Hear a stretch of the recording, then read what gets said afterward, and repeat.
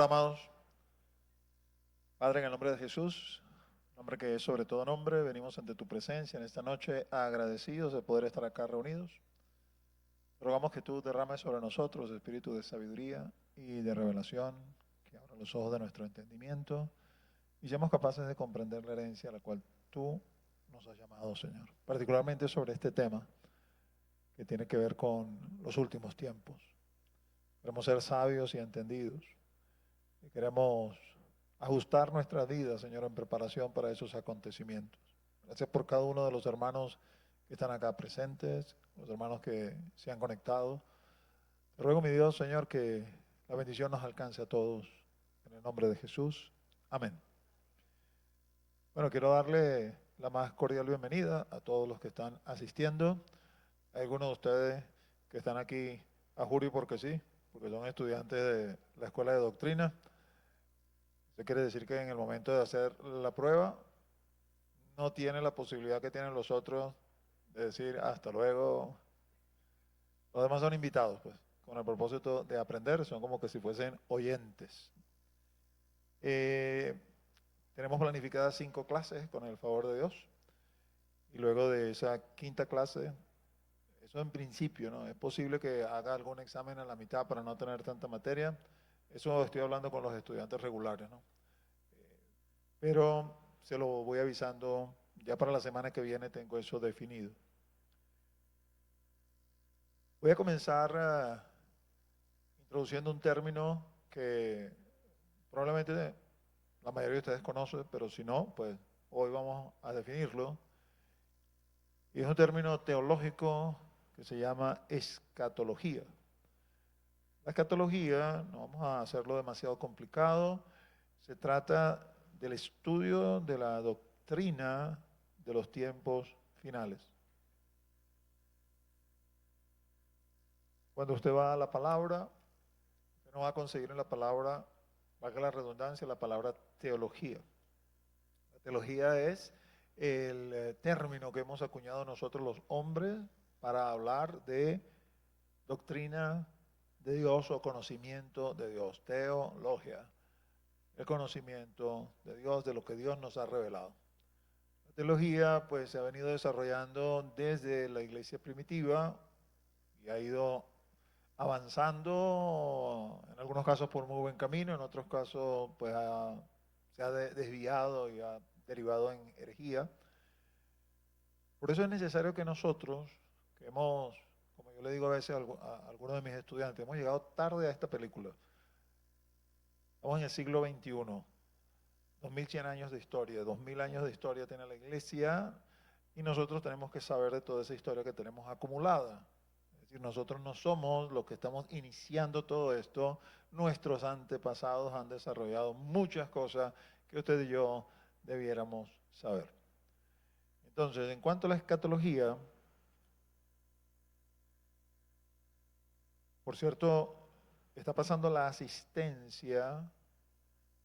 Si usted es asistente, estudiante regular, no hace falta que vuelva a colocar el correo, y ya la secretaria lo tiene, a menos que su correo haya cambiado. Y si está como asistente, por favor lo coloca para la secretaria estar cierto de que lo tiene, porque ya mañana le está enviando el material a sus correos para que usted lo tenga. Lo que yo estoy proyectando hoy acá, usted lo va a tener en su correo a partir del día de mañana.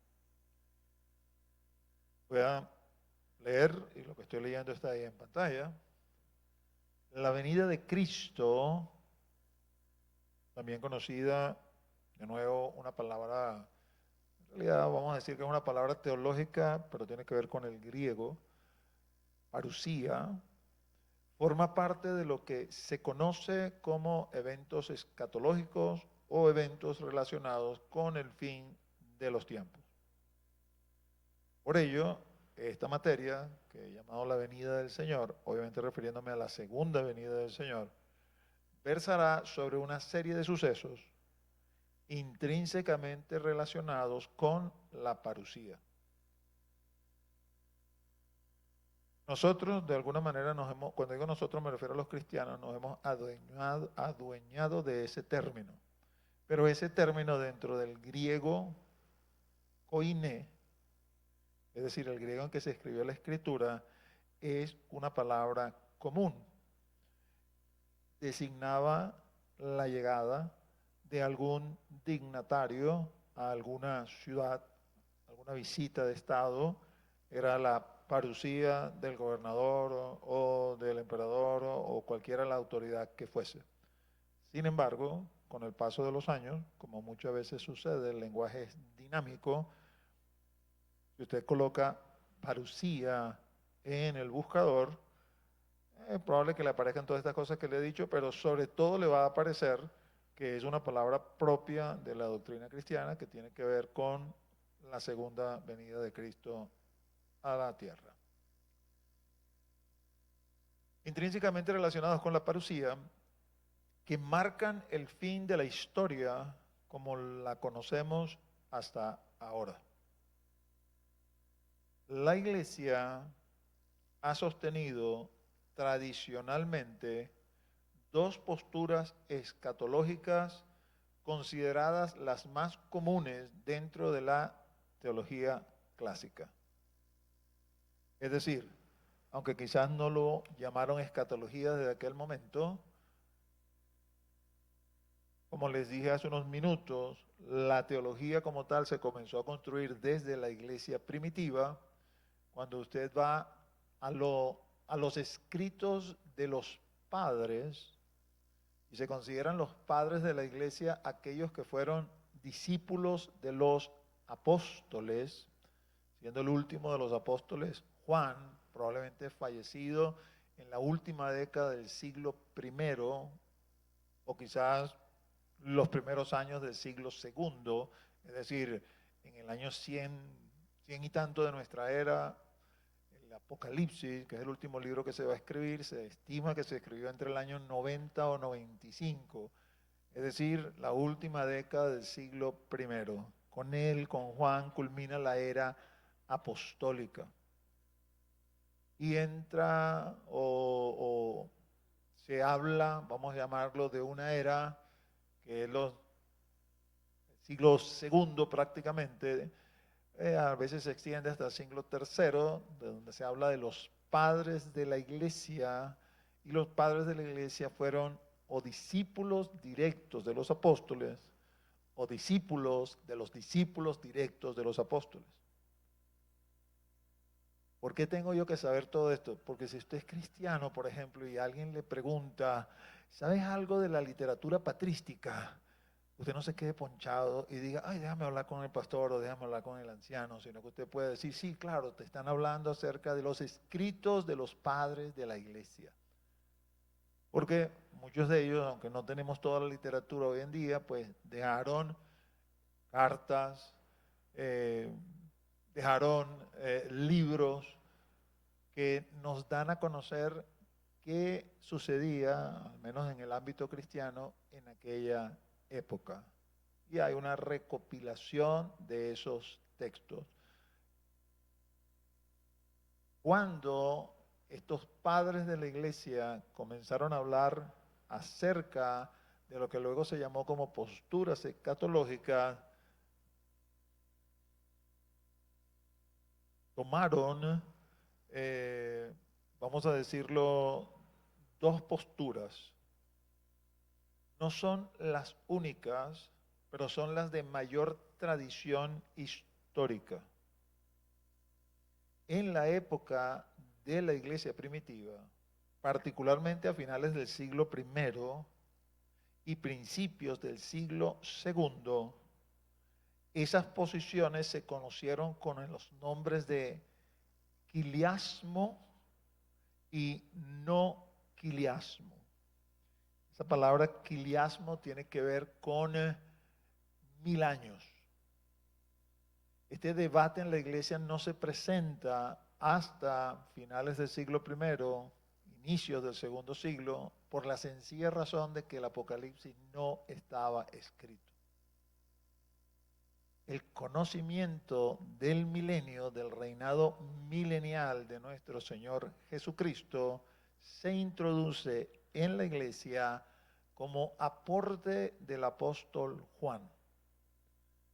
No es lo único que introduce en Apocalipsis, pero con eso definitivamente se cierra el canon de la Escritura, en conformidad a lo que Pablo dice en Efesios, que el fundamento ha sido colocado por los apóstoles y por los profetas.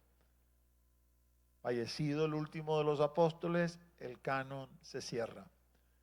Y debido a su autoridad apostólica, introdujo un término que no está acuñado en ninguna otra parte de la Escritura, pero del cual, entendiendo ese término, conseguimos referencias, descripciones a propósito de ese periodo en el libro del profeta Isaías.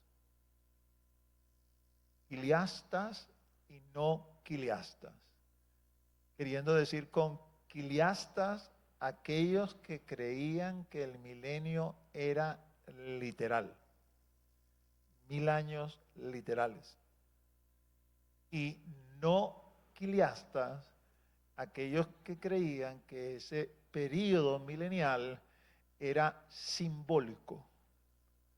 No que no había un milenio, sino que el milenio no significa 1000 años literales, sino un periodo determinado donde Jesús está reinando. Es posible que es la primera vez en su vida que usted escuche esos términos. No perduraron a través de la historia. Esas dos posiciones se conocen hoy en día con los siguientes nombres. Hoy en día son conocidas como premilenarismo histórico y amilenarismo respectivamente. Es decir, los que en principio eran llamados quiliastas o tenían la posición quiliasta son los que hoy en día son conocidos como los premilenaristas históricos, y los no quiliastas, los amilenaristas. Esos son los nombres que tienen hoy en día posturas escatológicas que sostienen o se sostienen hoy en día entre los teólogos y las diversas iglesias. Como les dije, no son las únicas, pero son, vamos a decir, las dos clásicas y que perduran hasta el día de hoy.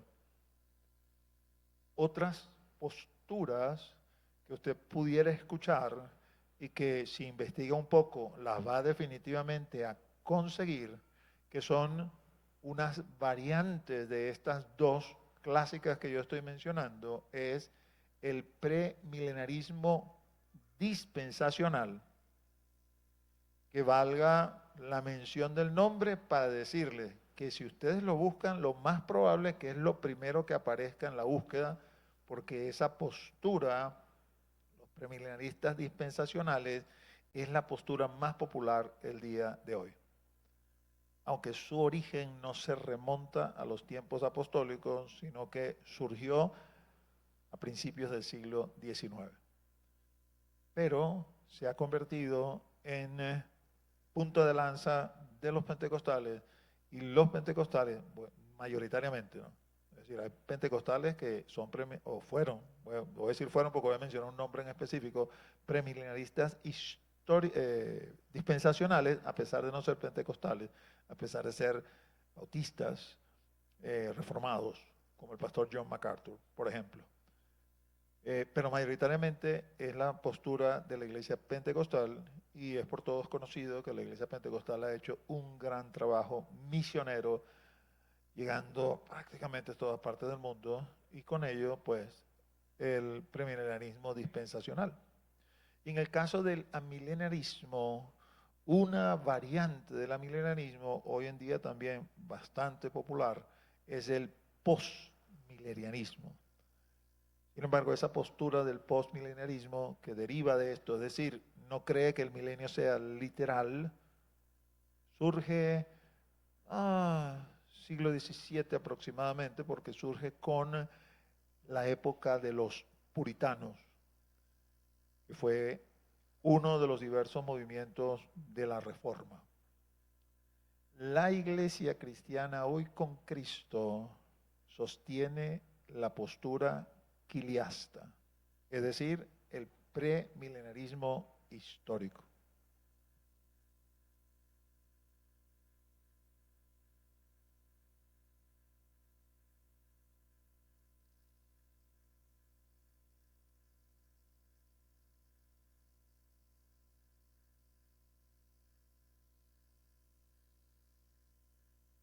Brevemente voy a presentar una lámina que habla a propósito del premilenarismo histórico y ciertas características.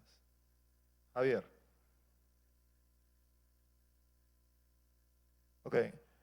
Esa pregunta la podemos conversar luego de, porque no lo voy a tomar como tema de la clase, voy a pegarme al premilenarismo histórico. La idea de que usted conozca todo esto es para que sepa que lo que yo le estoy hablando es desde una perspectiva particular, que es la que nosotros sostenemos. Pero mal haría yo en presentarle eso. Usted va a investigar, esta es la época de la tecnología, y usted se mete a investigar y consigue toda una serie de cosas. No me dijeron nada de esto en clase, entonces no sé qué es lo que está hablando el pastor allá. Usted va a conseguir esas otras posiciones. Requeriría que yo me tomara más tiempo, más de las 5 clases, para poder explicar, por ejemplo, la pregunta válida de Javier, ¿no? O que alguien preguntara qué es el milenialismo o qué es el postmilenialismo, pregunta válida. No voy a decir no a poner quizás una sexta clase donde expliquemos esa diferencia, pero en principio me voy a dedicar a esto que es lo que nosotros sostenemos. Entonces,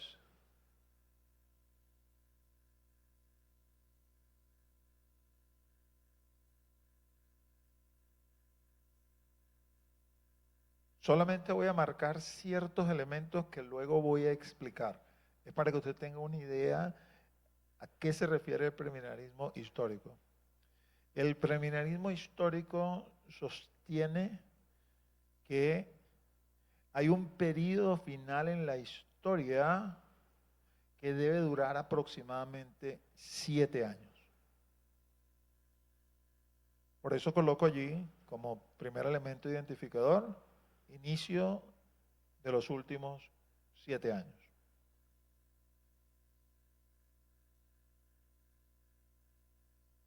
Nosotros nos encontramos actualmente, 2026, obviamente antes de esa línea. Aún cuando estemos viendo lo que estemos viendo, cada vez que hay alguna situación bélica, y sobre todo una situación bélica en el Medio Oriente, media humanidad piensa el fin de la historia de la humanidad se va a acabar ya, nos morimos todos. Hay algo de razón en ese pensamiento, pero hay otros elementos en la escritura que nos van a poder o nos permiten discriminar con un poquito mayor de precisión si es el tiempo ya o no es el tiempo ya. Y no, todavía no es el tiempo. El tiempo actual entonces antes de ese inicio. Ese último periodo de 7 años tiene un primer periodo, la mitad de esos 3 años y medio, que en la escritura también lo vamos a conseguir expresado por la cantidad de días que hay en esos 3 años y medio, que son 1260 días. Naturalmente, pues si tenemos la primera mitad, para que culminen los 7 años, hace falta la siguiente mitad, está representada allí 3 años y medio, pero ahora coloco otra expresión que usa la escritura para representar esos 3 años y medio, no la cantidad de días, sino la cantidad de meses, 42 meses.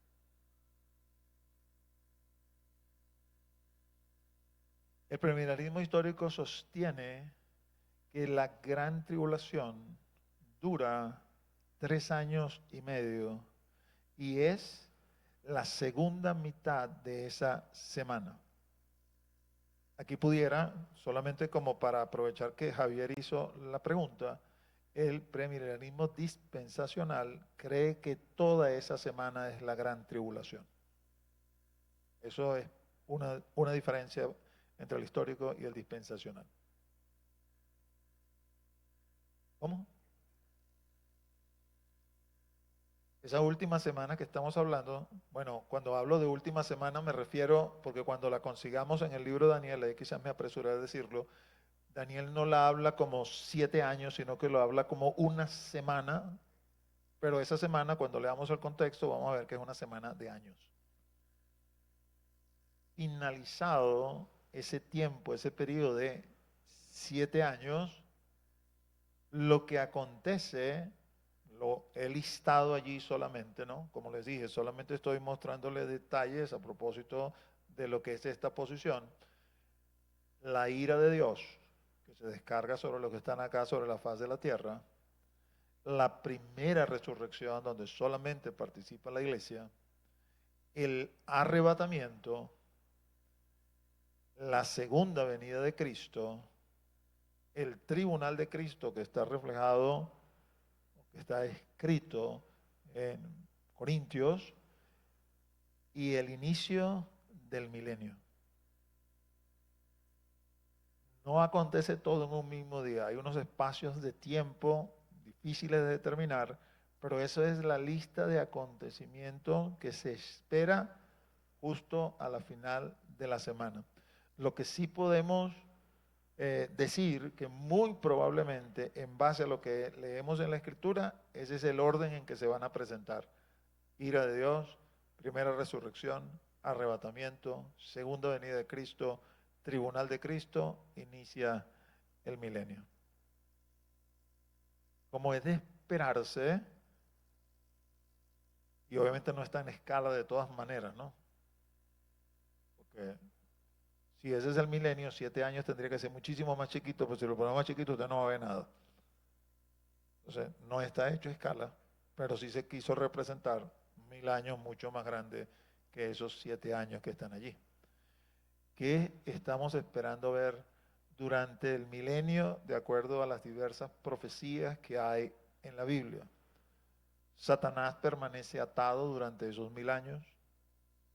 Los sobrevivientes de la ira habitan la tierra en este cuerpo que nosotros tenemos. Cristo está gobernando desde Jerusalén, esa es la capital de la tierra. Habrá gente que no creerá a pesar de ver a Cristo. Así de engañoso y de duro es nuestro pecado.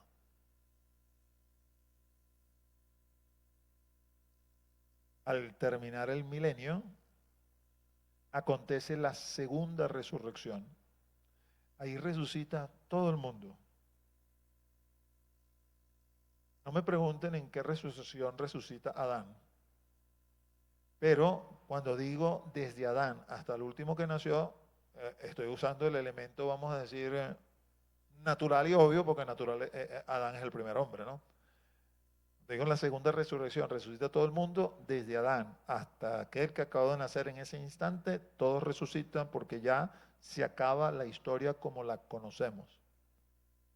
En ese momento acontece el juicio final o juicio eterno, y luego de allí es el inicio de la eternidad, lo que la Escritura llama cielos y tierra nueva. Está registrado en Apocalipsis 21 y 22.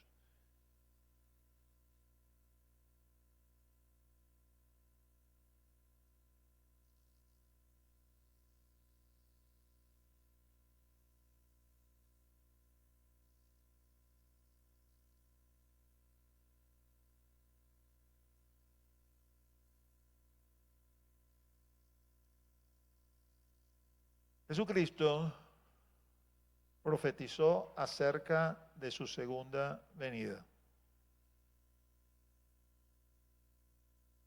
El texto que nosotros vamos a utilizar para esta clase, en cuanto a la profecía de Jesús, es Mateo capítulo 24, desde el versículo 3 en adelante. Te voy a pedir que lo leas, por favor, Edwin.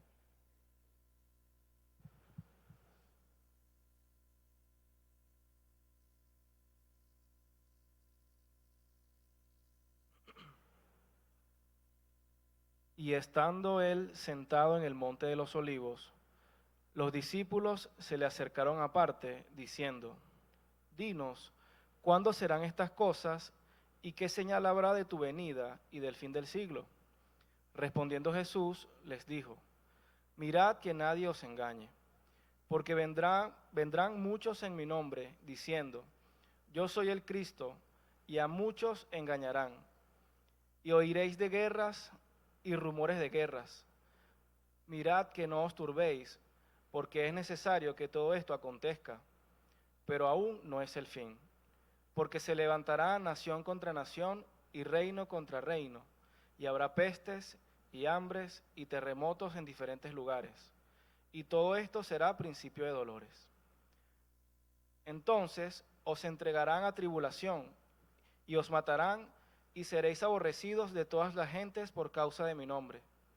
Muchos tropezarán entonces, y se entregarán unos a otros, y unos a otros se aborrecerán. Y muchos falsos profetas se levantarán, y engañarán a muchos, y por haberse multiplicado la maldad, el amor de muchos se enfriará. Mas el que persevere hasta el fin, éste será salvo. Y será predicado este evangelio del reino en todo el mundo, para testimonio a todas las naciones, y entonces vendrá el fin.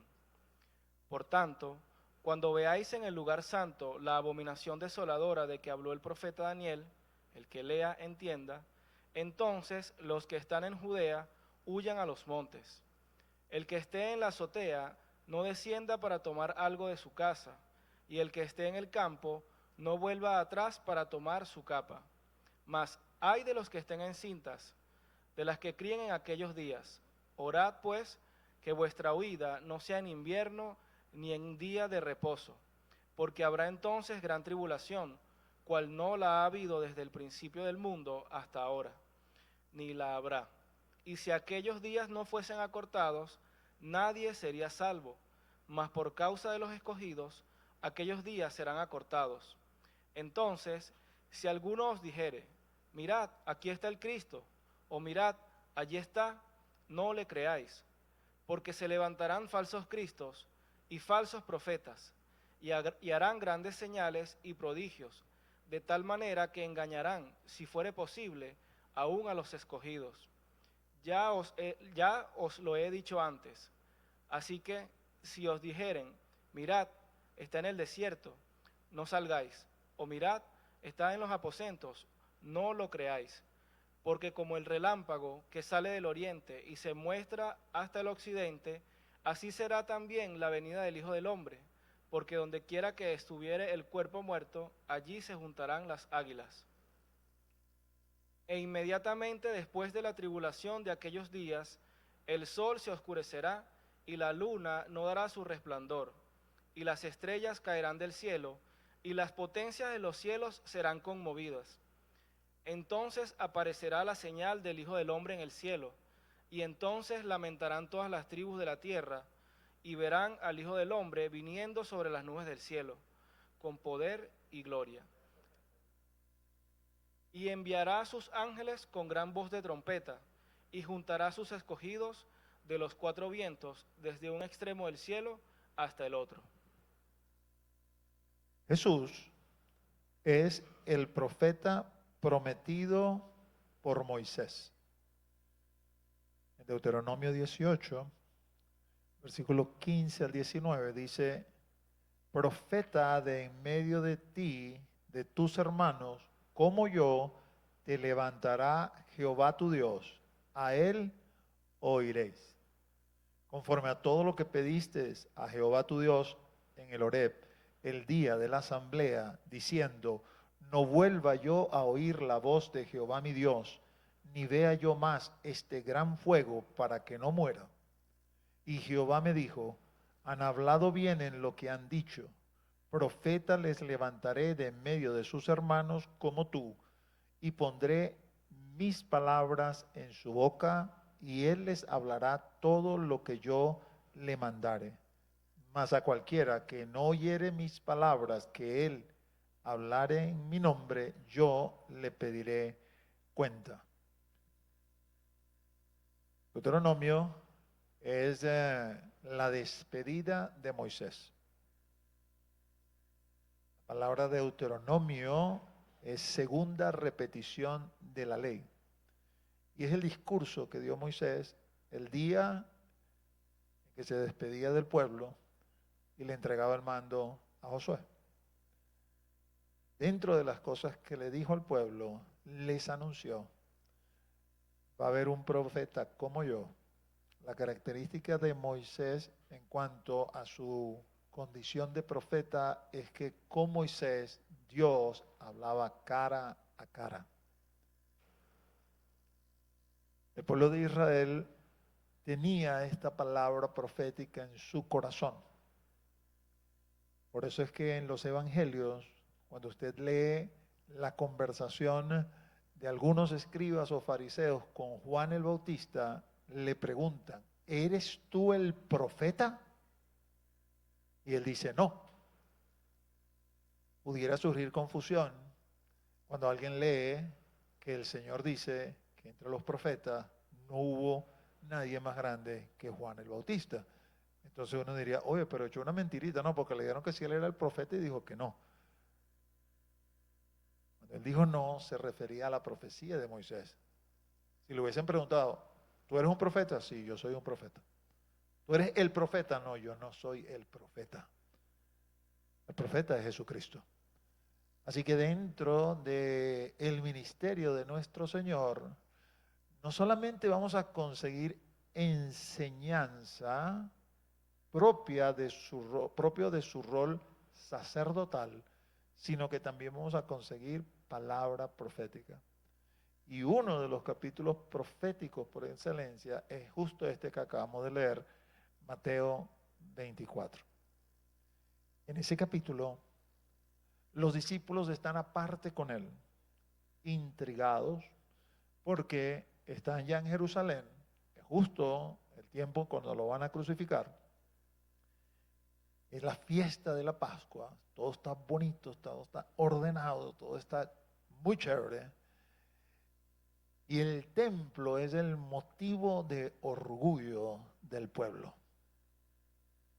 Cuando el Señor pasa por el templo, hace una declaración asombrosa para los discípulos, porque pues obviamente saben que el maestro no miente, ofensiva para los fariseos, saduceos y escribas, porque dice: de cierto os digo, que aquí no quedará piedra sobre piedra.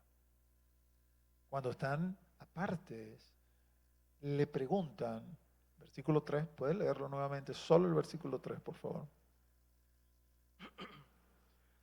Y estando él sentado en el monte de los olivos, los discípulos se le acercaron aparte, diciendo: dinos, ¿cuándo serán estas cosas?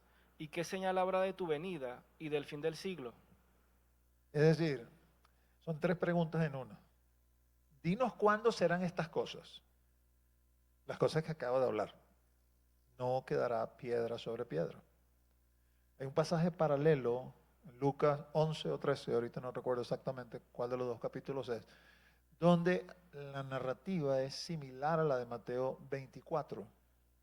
Pero la respuesta que da el Señor ahí, o mejor dicho, la que registra Lucas allí, tiene que ver precisamente con la respuesta a esta primera parte de la pregunta. Esas cosas sucedieron en el año 70 de nuestra era. La segunda pregunta que le están haciendo es: ¿cuál será la señal de tu venida? Creo que ni ellos mismos sabían lo que estaban preguntando. ¿En qué sentido? Ellos no se imaginaban que el Señor se iba a ir y que su pregunta iba a ser literal. En realidad le estaban preguntando: ¿cuándo te vas a manifestar como lo que tú eres? Porque tú eres el rey de Israel. Y la tercera tenía que ver con el fin de siglo. Ellos tenían bien claro que estábamos en el siglo presente y que venía el siglo venidero. Lo habían escuchado ya en algunas enseñanzas del maestro, no se mostraron sorprendidos por esa retórica, este siglo presente y el siglo venidero, porque era parte de lo que conocían. Por eso Pablo, cuando escribe, por decir alguna porción en Romanos 12, dice: no nos amoldemos al siglo presente. Debemos vivir como que si ya estuviésemos en el siglo futuro. Usted después puede leer el pasaje lentamente, ¿no? Yo se lo voy a bosquejar.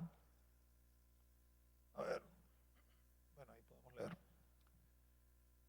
Lo primero que dice el Señor allí es, del versículo 5 al versículo 8, respondiendo, falsos cristos, guerras y rumores de guerra, pestes, hambres, terremotos. Todo esto es solo principio de dolores.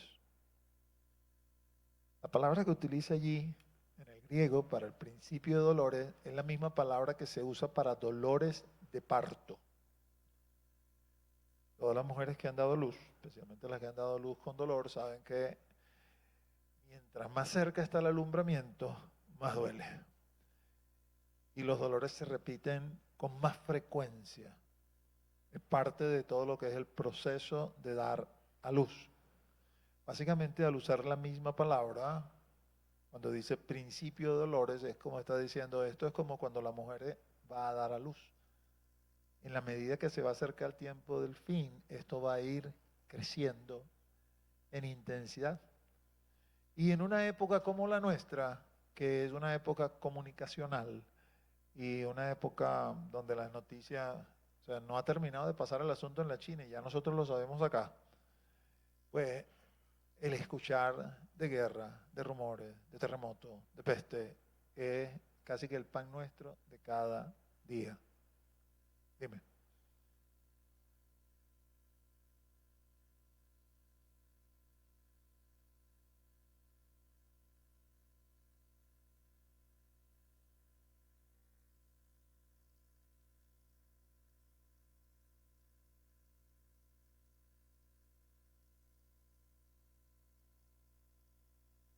¿Cómo? Lo que te estoy diciendo, lo que dice la palabra acá es que estos eventos se van a incrementar. Si piensas ahorita, lo que acaba de pasar la semana pasada, en 48 horas se dispararon 2 guerras. El boom ahorita, como Trump y para acá y todo lo demás, es la guerra con Irán. Pero justo el día anterior de la guerra con Irán, Pakistán entró en guerra con Afganistán.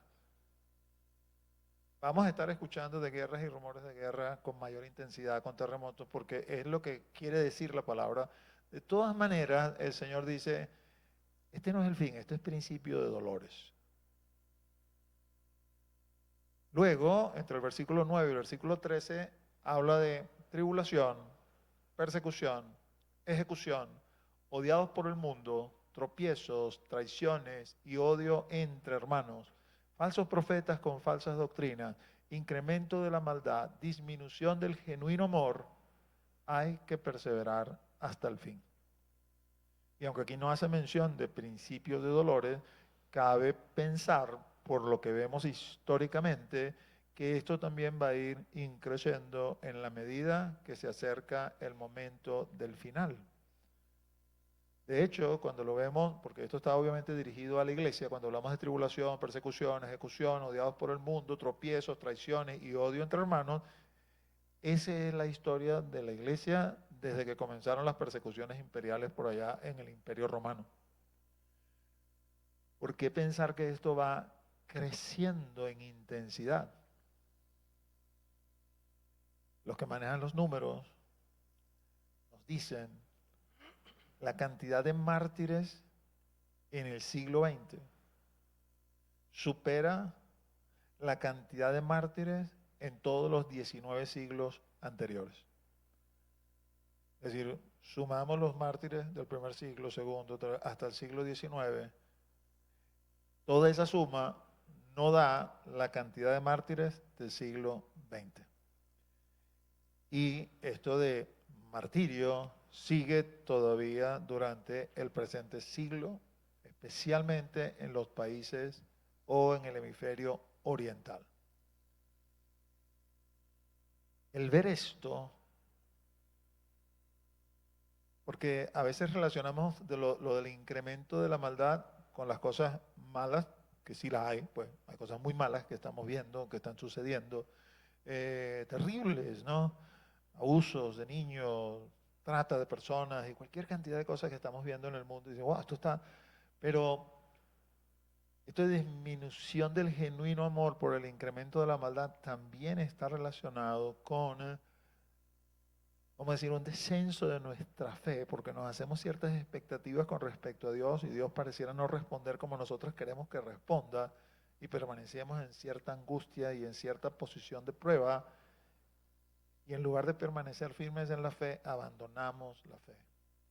La orden que da el Señor es, hay que perseverar hasta el fin. Finalmente, el Señor da una señal que dice, atentos con esta, porque esta sí marca el tiempo del fin. El versículo 14 dice, el evangelio del reino predicado en todo el mundo, en todas las naciones. Entonces sí se precipita el fin. Y por eso definitivamente la iglesia tiene que abocarse a la gran comisión. Es sabido ya que esa ventana 10:40, algunos dicen que se ha reducido a 10:30, donde hay un grupo de naciones que se cree que jamás han escuchado el Evangelio. Todas las otras naciones sí lo han escuchado, aunque no sean cristianas.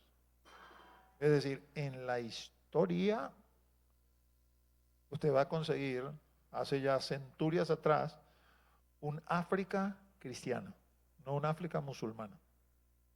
Ellos conocieron, no quiere decir que no vamos a ir a predicar a los musulmanes y todo, pero no es un reto como que ellos nunca han escuchado la palabra, no, sí la escucharon.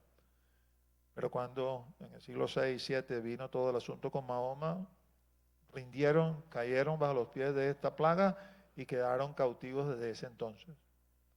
Una, vamos a decir, bonita excepción es Etiopía.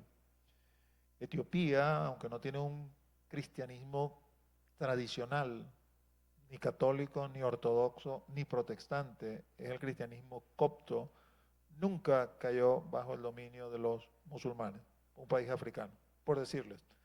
El punto aquí es el siguiente, el evangelio tiene que ser predicado a todas las naciones. Cuando el evangelio sea predicado a todas las naciones, entonces ahí viene el fin. Buenas noticias. Bueno, los hermanos que trabajan con estos números estiman que si se hace el trabajo como se tiene planificado, en algún momento, lo que sería la cuarta década de este siglo, 2030, 33, 35, por ahí, se debe haber cubierto el anunciar el Evangelio a todas las naciones del mundo. Pedro sabía que estábamos en los tiempos finales, lo dice ahí en su carta. Si Pedro sabía que estábamos en los tiempos finales, entonces nosotros sabemos que estamos más cerquita de lo que estaba Pedro, porque ya han pasado 2000 años. Y esa es la fe con la que tenemos que ver estos eventos. En ese instante, en el versículo 15, el Señor habla de lo que llama una abominación desoladora. Y dice, cuando veáis en el lugar santo la abominación desoladora de que habló el profeta Daniel, el que le entienda, y este giro que hace aquí el Señor es muy importante porque nos va a ligar con la profecía de Daniel, otro de los profetas escatológicos por excelencia del Antiguo Testamento. La abominación desoladora profetizada por Daniel, huida, gran tribulación, única en la historia que tiene un tiempo determinado. Lo interesante de que el Señor mencione la abominación desoladora es que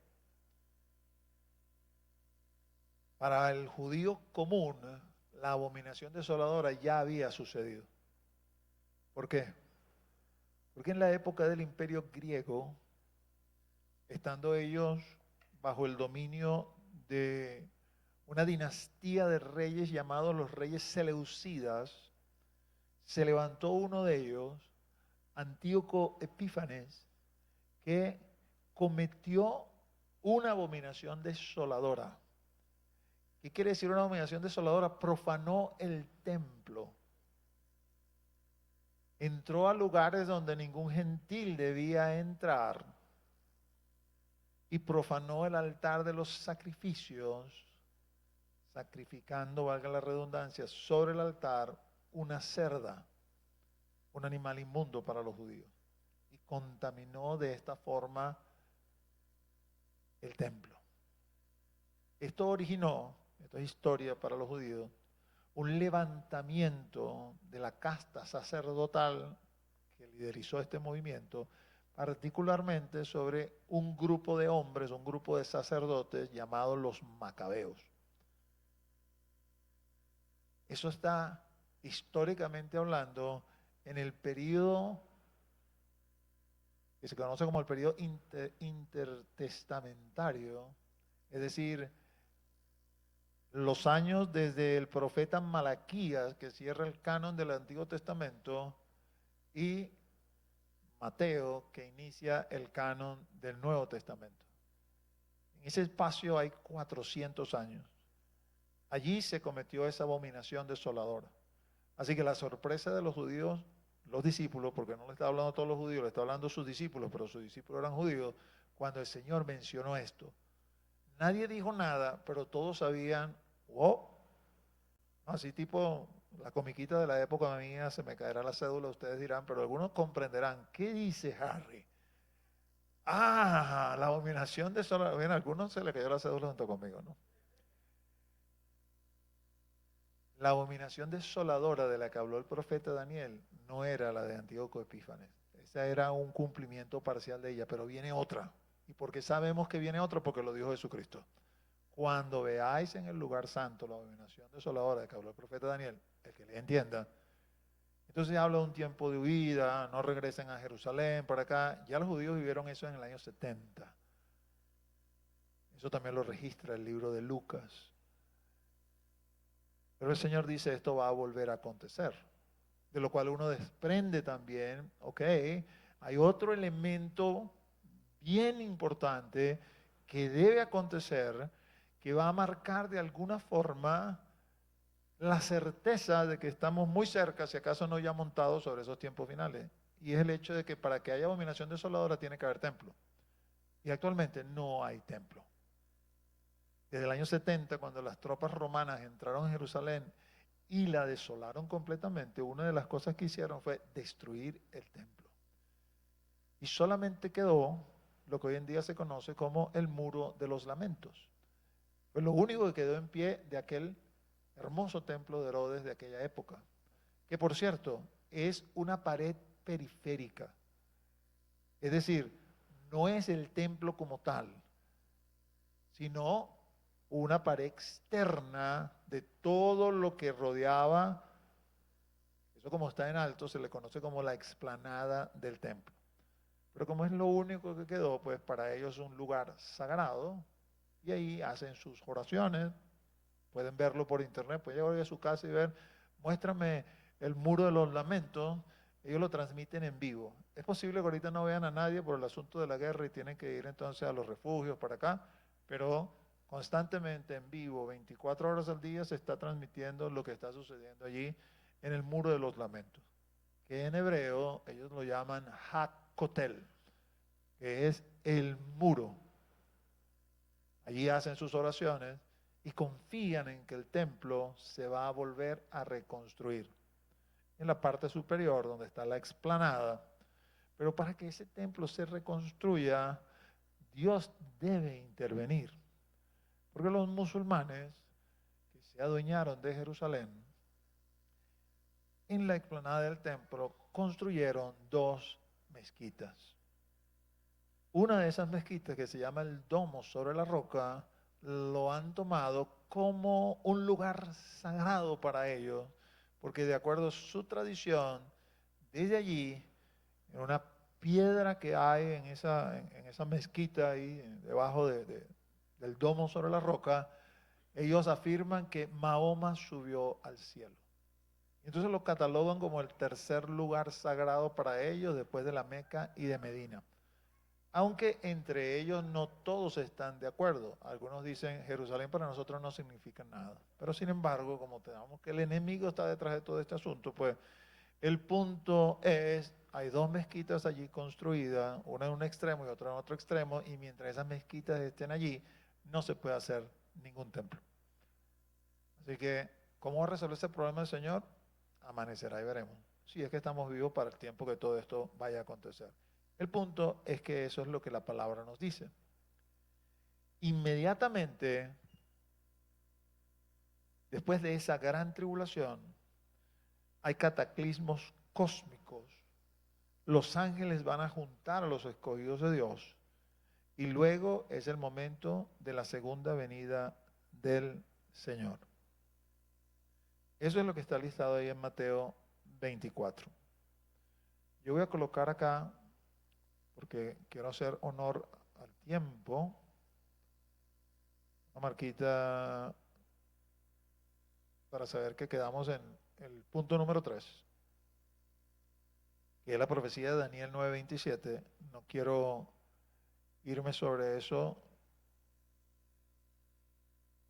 sino con el tiempo suficiente para hacerlo, ¿no? Son las 8. Si hay alguien que tiene alguna pregunta, a Rebeca.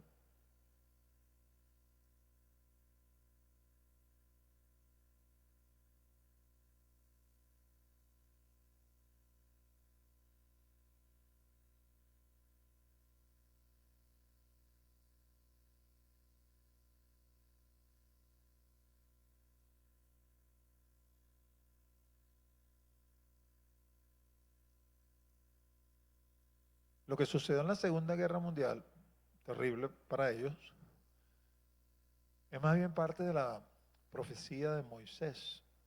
Cuando Moisés les dice a ellos, si ustedes desobedecen este pacto, estas son las cosas que le van a sobrevenir. Pero cuando tú lees Deuteronomio capítulo 28, donde están todas esas profecías marcadas, vas a poder apreciar que Moisés habla allí de 2 periodos de cautiverio para la nación de Israel. El primero de ellos se cumplió en lo que se conoce como el cautiverio babilónico. El cautiverio babilónico duró 70 años. Nabucodonosor entró, también arrasó con Jerusalén, y luego cuando cae el imperio babilónico, no en la mano del primer emperador o primer rey, sino luego en las manos de Ciro, que está profetizado en el libro de Isaías, el Señor permite que los judíos regresen después de 70 años y reconstruyan todo. Pero en esa profecía Moisés le advierte, si vuelven a hacer lo mismo, entonces el Señor lo va a castigar más severamente.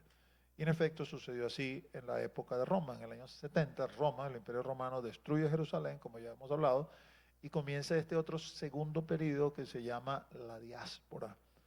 La diáspora no duró 70 años, la diáspora duró casi 1900 años, porque la diáspora terminó justo después de la Segunda Guerra Mundial. En el año 1948 las naciones permitieron que los judíos regresaran a esa tierra y establecieran de nuevo la nación de Israel. Un milagro profetizado también por el profeta Isaías. Entonces, todos los padecimientos, lo cual incluye la Segunda Guerra Mundial, el Holocausto, porque fue antes del 48, están enmarcados en esa profecía acerca de persecuciones, devastaciones que venían sobre los judíos por causa de su idolatría, por causa de su desobediencia, que profetizó Moisés. Para que haya una abominación desoladora, obligatoriamente tiene que haber templo. No hay abominación desoladora. Vamos a ponerte un ejemplo. Sitios sagrados para los judíos son sus sinagogas. Cuando los judíos hacen una sinagoga alrededor del mundo, van a venir rabinos de Israel para revisar toda la edificación y certificar que en efecto eso puede servir como sinagoga. Y si en algún momento la sinagoga es violentada, como sucedió aquí, por ejemplo, en la sinagoga que está ahí subiendo por Mari Pérez, y van a venir nuevamente y van a determinar si se puede seguir usando como sinagoga, como sitio sagrado, o si se va a usar para otra cosa.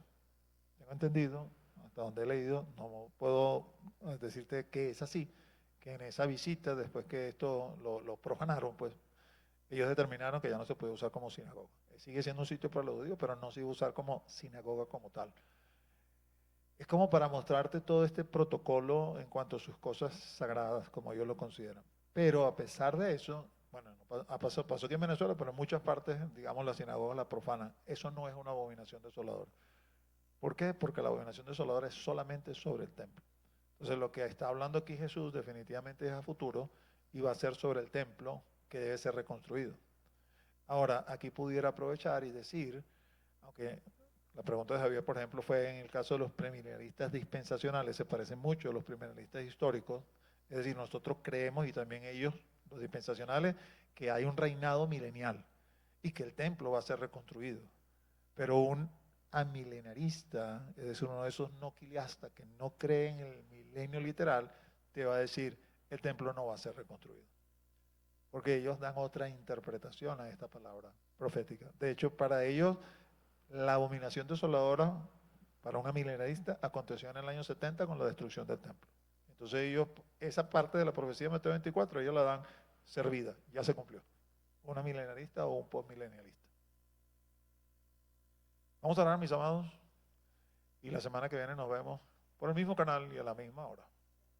Padre, en el nombre de Jesús, te doy gracias por cada uno de mis hermanos, Señor, que ha estado acá en la noche de hoy para aprender de este tema. Te doy gracias por mis hermanos que se han conectado, Señor. Te ruego que todo esto sea de bendición para nuestras vidas y como oré al principio, nos sirva para que podamos ajustar nuestras vidas en preparación a estos acontecimientos y seamos tenidos por dignos de estar en pie ante tu presencia cuando tú aparezcas.